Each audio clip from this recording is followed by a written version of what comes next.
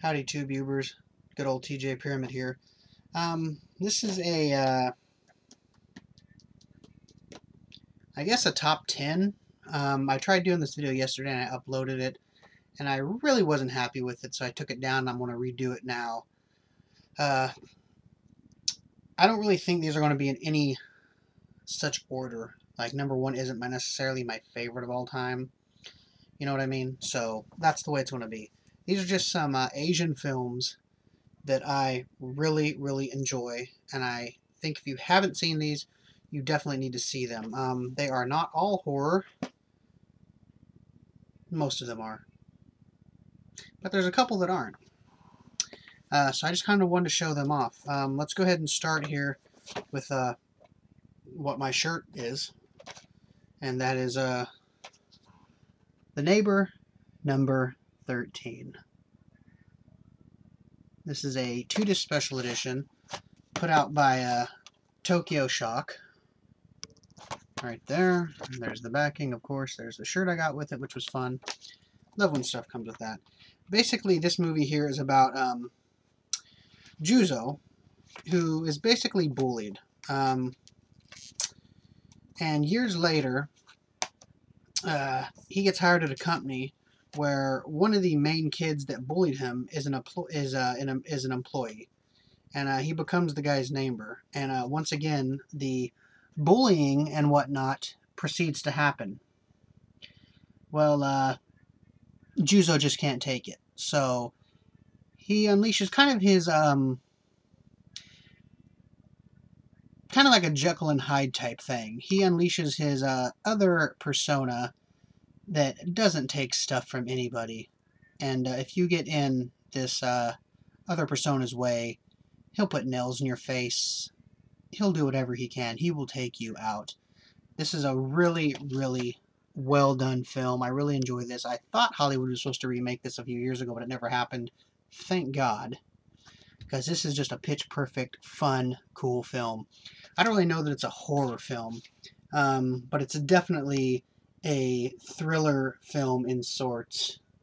Has really good making of documentary and stuff on this, an MTV Japan special, some sneak peek stuff, and a photo gallery.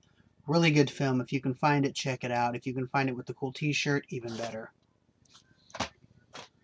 Next up, one of my favorite Asian directors, Kim Ji-woon. And this is probably my favorite film of his, even though I do like I Saw the Devil, The Good, the Bad, and the Weird. This is just my favorite one. And that's Tale of Two Sisters. This is a Tartan Asia Extreme. This is the unrated version, and actually you can tell the rated R version because I believe these girls don't have blood on their dresses in the rated R version.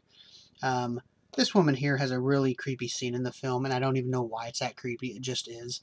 But this is a really fun film here. Something happens to one of the girls. Just a lot of stuff going on here. This is all based on Korean folklore and whatnot. This was remade in America as The Uninvited, which I have not seen, and I feel I don't need to see because this movie is just badass, off the hook, crazily good. So check out A Tale of Two Sisters. I really used to collect a lot of Tartan Asia Extreme, but over the last few years, I don't even know if they're still around, but they've just kind of gone downhill, and I stopped collecting them years ago.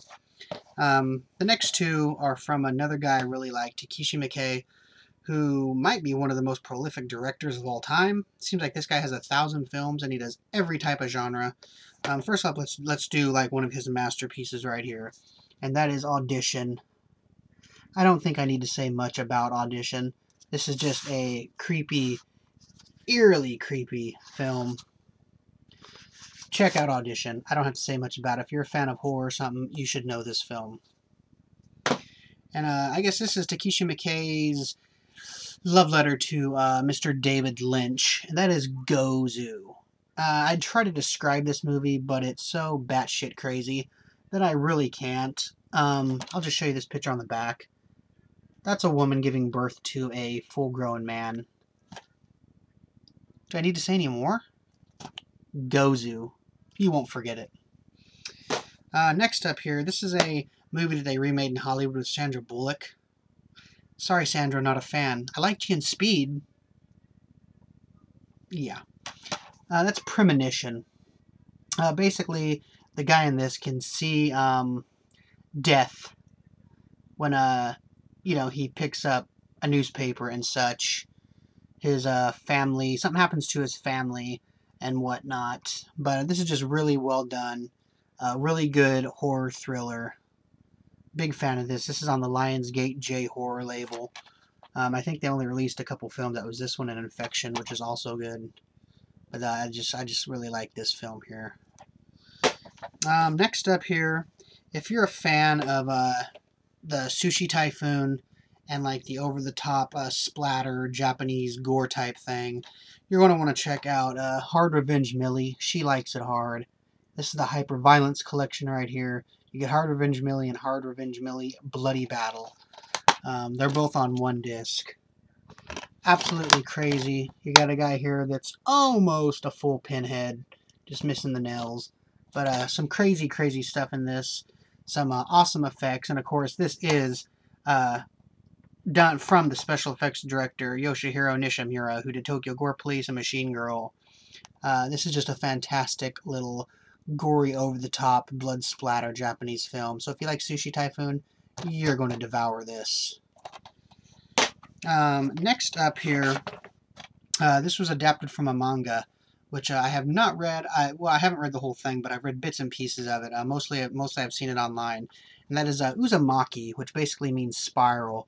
Great cover, and that's just how weird this movie is, too. Some really awesome special effects in this. People are twisted into these spirals. It's nuts. It's nuts. Eerie and slimy enough to give Tim Burton nightmares. There we go. Yeah. There we go. This is a nutso film. Some awesome special effects. I mean, there you go. Look at that right there. Huh? That's what it does to people. Even curls their hair for them. How nice of it. So yeah, and there's the disc. I like the disc too. I'll hypnotize everybody out there. So yeah, check out Uzumaki. It's fantastic.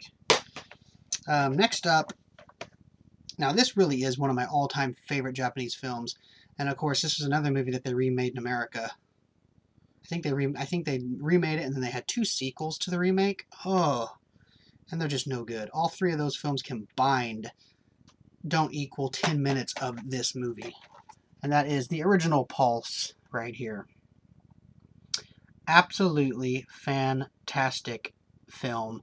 The shadow creatures in this will make your skin crawl and give you goosebumps to next week.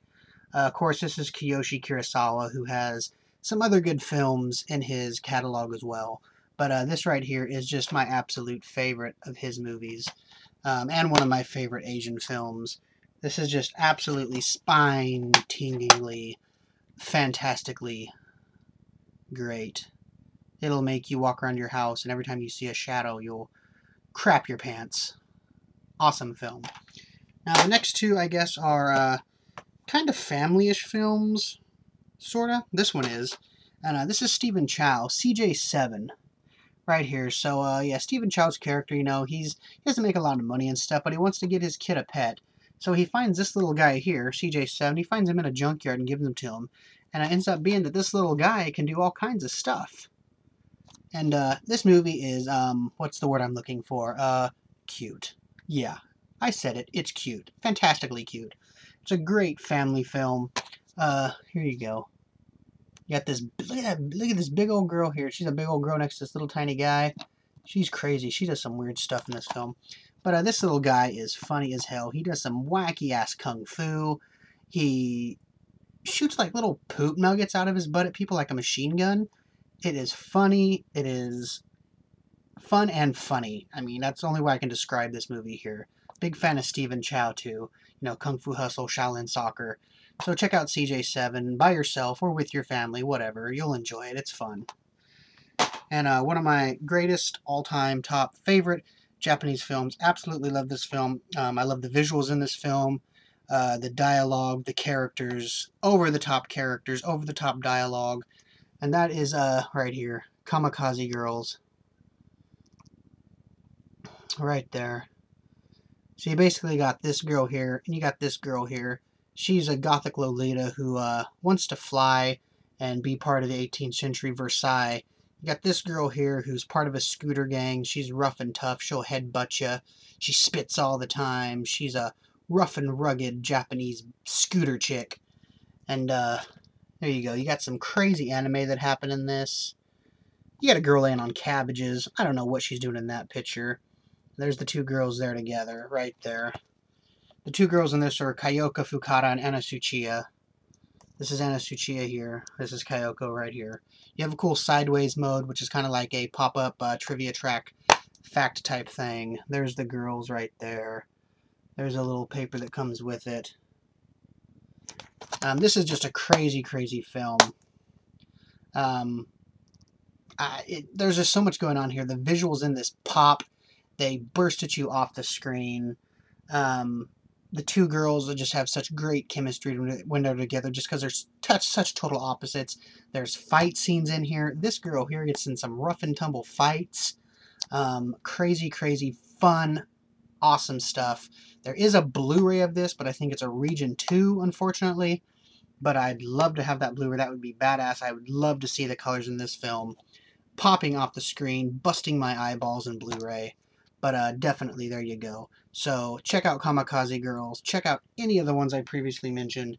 You'll enjoy every single one of them. I guarantee it. Do you get your money back if you don't enjoy them? No. But you still get the pleasure of watching them. So there you go. That's my top 10-ish Asian films that I really love.